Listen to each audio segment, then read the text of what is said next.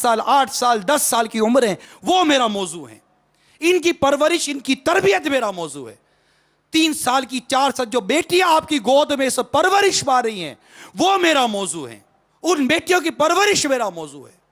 ان کے کئی ایسے افعال ہیں جن سے ان پر گناہ نہیں ہوتا، آپ پر بھی گناہ نہیں ہوتا، وہ نابالغ ہیں، لیکن بعض وہ معاملات ہیں جو اخلاق جن کی اجازت نہیں دیتا. آپ کا معاشرہ انہیں بلا رہا ہے اس چیز کی طرف جس کو میں لباس کی طرف.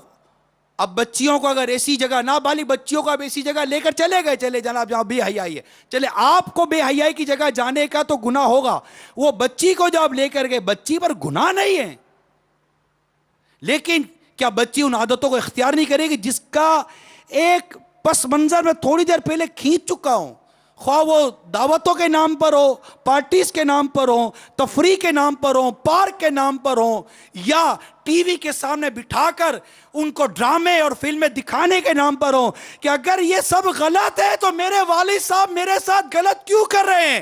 اس کوسچن کا کیا آنسر ہے آپ کے پاس؟ ایک سوال ہے، ایک کوسچن مارک کھڑا ہو گیا بیٹی کے اوپر. جب اسے یہ ساری باتیں پتہ چلیں گی کہ یہ سب غلط تھا تو اس کے ذہن میں ایک سوال پیدا ہوگا کہ اگر یہ غلط تھا تو میرے والد نے میرے ساتھ غلط کیوں کیا؟ جبکہ یہ حق نہیں ہے. یہ اولاد اللہ تعالیٰ نے جو آپ کو دی ہے اس کی پرورش اس انداز سے کرنی ہے جیسا رب نے فرمایا ہے. اللہ تعالیٰ نے ارشاد فرما دیا، یا ایھا الذین آمنوا قوا انفسکم واہلیکم نارا وقودھا الناس والحجارہ. سورہ تحریم کی آیت نمبر 6 ہے کہ اے ایمان والو اپنے اور اپنے گھر والوں کو اس آگ سے بچاؤ جس کا ایندھن آدمی اور پتھر ہے. میرے آقا اعلیٰ امام اہل سنت لکھتے ہیں تو اپنے نابالغ بچوں کو ایسی ناپاکیوں سے نہ روکنا، ان کے لیے معاذ اللہ جہنم کا سامان تیار کرنا، وہ خود سخت گناہ میں گرفتار ہونا ہے. ہمارا یہ جو آج کا موضوع ہے، اس موضوع کی تحریک کہاں سے ملی؟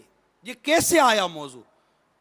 آئیے یہ موضوع کی تحریک کا میں آپ کو پس منظر بیان کرتا ہوں. یہ موضوع ملا ہے مجھے میرے مرشد میرے پیر سے، ان کی سوچ سے، ان کی قرآن سے، ان کے درد سے.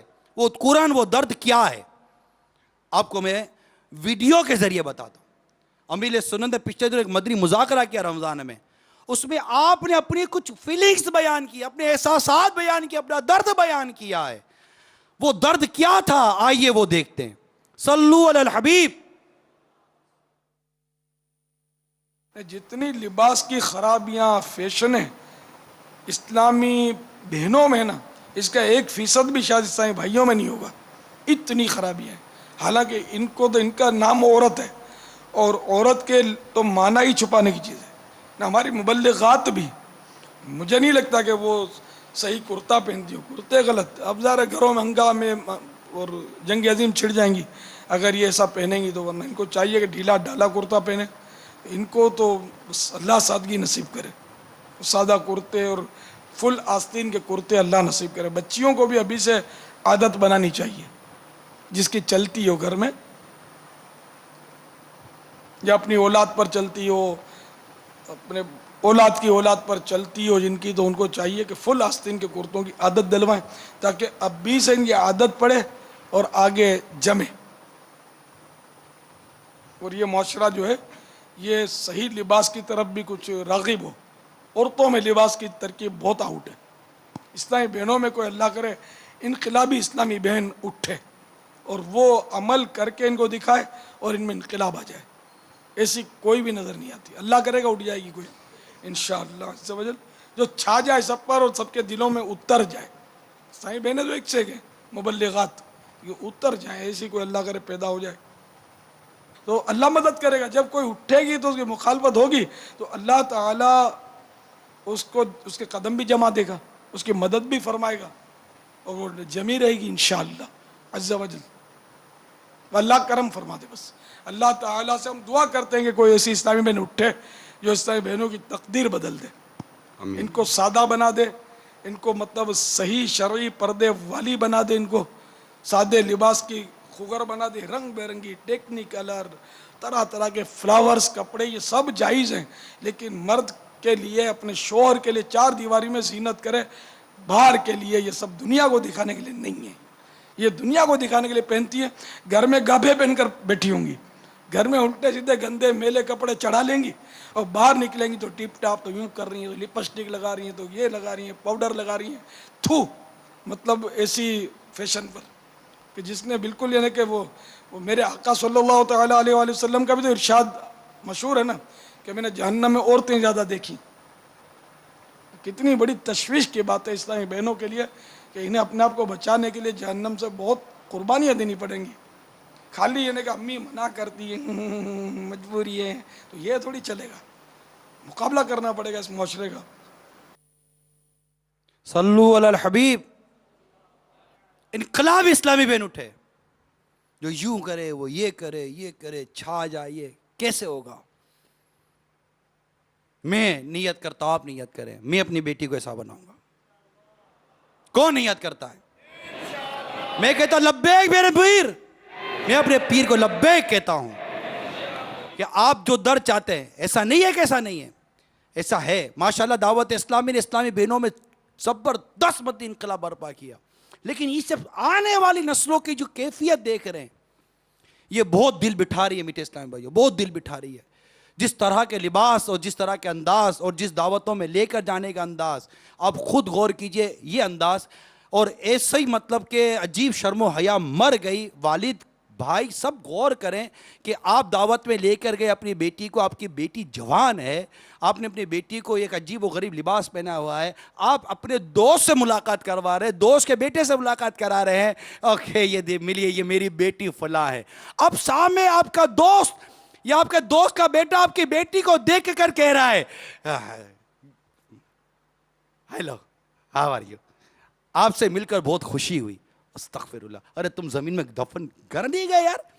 وہ پرایا مرد کہہ رہا ہے، پرایا مرد کہہ رہا ہے تمہاری بیٹی کو، تمہاری بہن کو، تمہارے سامنے کہہ رہا ہے کہ تم سے مل کر تمہیں دیکھ کر خوشی ہوئی.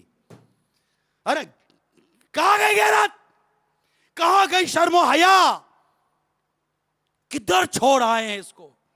اے حیا کہاں ہے تو، اے غیرت کہاں ہے تو؟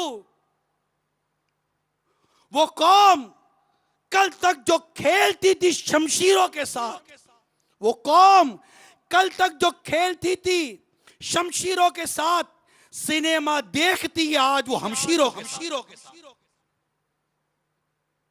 درس قرآن اگر ہم نے نہ بلایا ہوتا، یہ زمانہ نہ دکھایا.